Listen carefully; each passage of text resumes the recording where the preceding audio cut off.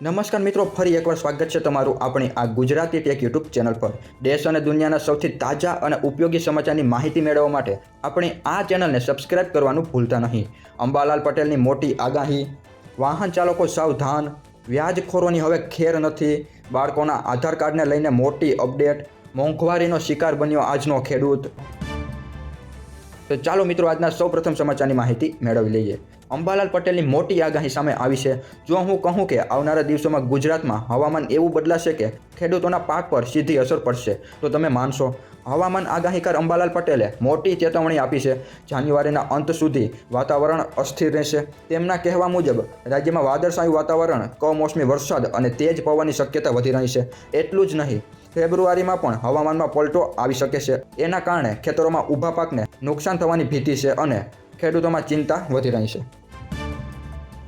ત્યારબાદ વાહન ચાલકો સાવધાન, જો તમે કાર કે બાઇકમાં એલઈડી કે એચઆઈડી લાઇટ લગાવી છે તો તમારું લાયસન્સ જતું રહેશે। ગુજરાતમાં વધતા અકસ્માતોને ધ્યાને લઈને વાહન વ્યવહાર કમિશનરે મોટો આદેશ આપ્યો છે। હવે કંપની ફિટેડ સિવાયની વધારે તેજ એલઈડી અને એચઆઈડી લાઇટ વાપરશો તો દંડ, લાયસન્સ સસ્પેન્ડ અને જરૂર પડે વાહન જપ્ત પણ થઈ શકે છે। આ લાઇટ સામેથી આવનારા વાહન ચાલકોને આંધળા કરી દેશે અને એ જ કારણે અકસ્માતનો ખતરો વધી રહ્યો છે। આગામી દિવસોમાં રાજ્યભરમાં ખાસ ડ્રાઈવ થશે એટલે ચેકિંગ હવે કડક થવાનું છે।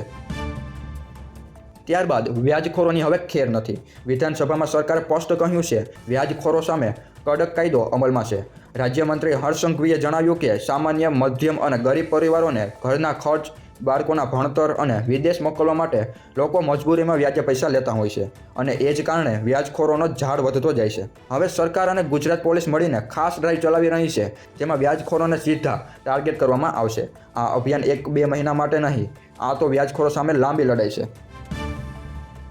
બાળકોના આધાર કાર્ડને લઈને મોટું અપડેટ, જો તમારા બાળકનું આધાર કાર્ડ અપડેટ નથી તો આવતીકાલે એ કોઈ કામનું નહીં રહે। યુઆઈડીએઆઈએ મોટો આદેશ કર્યો છે। બાળક 5 વર્ષનો થાય એ પહેલાં અને ફરી 15 વર્ષે આધાર અપડેટ ફરજિયાત।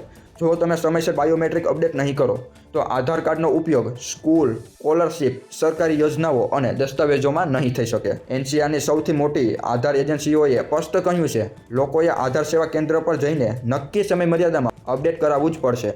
આ તમારા બાળકોના ભવિષ્યનો પ્રશ્ન છે। એક નાનું અપડેટ મોટું નુકસાન બચાવી શકે છે।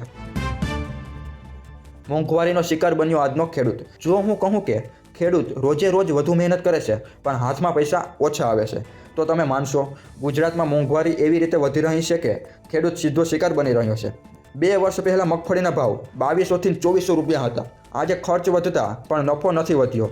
1 એકર જમીનમાં ખેતીનો ખર્ચ 800 થી 1200 રૂપિયા થાય છે। મજૂરનું વેતન 150-200 થી વધીને સીધું 250 થી 350 થઈ ગયું।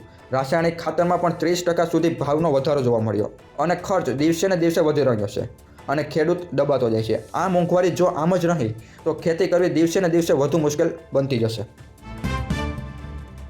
ત્યારબાદ ભરવાડ સમાજ માટે નવું બંધારણ, જો તમે ભરવાડ સમાજના સભ્ય છો તો આ નિયમ જાણ્યા વગર રહેશો નહીં। મોરબીમાં મળેલી સમાજની બેઠકમાં ભરવાડ સમાજ માટે નવું બંધારણ નક્કી કરવામાં આવ્યું છે। આ બંધારણનો હેતુ સમાજમાં વધતા કુરિવાજો અને દોષોને ખતમ કરવાનો છે। હવે જો કોઈ વ્યક્તિ આ નિયમ તોડે અને દંડ ન ભરે તો તેને નાત બહાર મૂકવામાં આવશે અને તેની સાથે કોઈ વ્યવહાર નહીં થાય। એટલું જ નહીં, જે વ્યક્તિ નિયમ તોડનાર વિશે માહિતી આપશે તેને સમાજ તરફથી સન્માન અને રોકડ ઇનામ પણ મળશે।